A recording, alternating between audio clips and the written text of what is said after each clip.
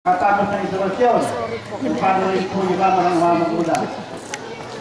Kaya po, ang sinapayo po sa mga magulang, mga nito.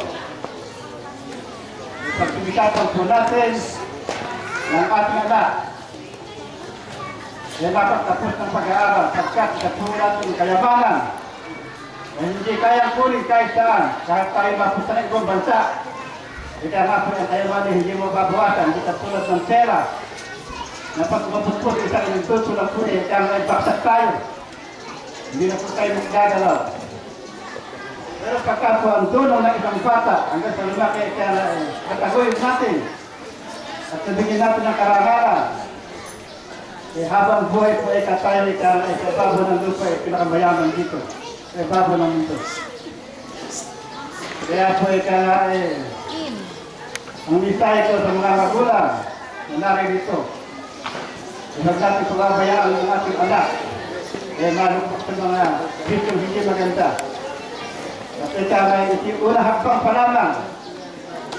Itataguyod natin hanggang sa huli ng buhay natin na huwag natin pagabayaan. Kaya po ito hindi ko inaasahan sa buhay ko kaya dapat tapos ko ang aking ibang anak. Dahil sa akin ang pinag-aralan ko ay mapapang grado lamang. Pero hindi hadlang. Ang pinag-aralan ko, pagkat ang nakagabi po sa akin ay Panginoon Diyos. Na tiyama hanggang kahit sa kinasipang lugar. Nagtutusin po ang buhay ko isang mahirap ng magkasaka.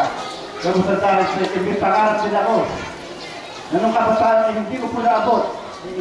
Sinikapan ko po na ang aking anak. Kasi mga mata-anak ay ipagawin mo na, isang araw po ng Panginoon. Hanggang sa akin ikaw po mainam naman po inabot po ng Panginoon na kaya inabot po po silang lahat. Kaya po, ako na po ay parang nasisyan dahil sa bukang sila po siya nakatapos po silang lahat. Kaya na binalikan nila ang ng magulang kung ano, inayos kita ang buhay namin.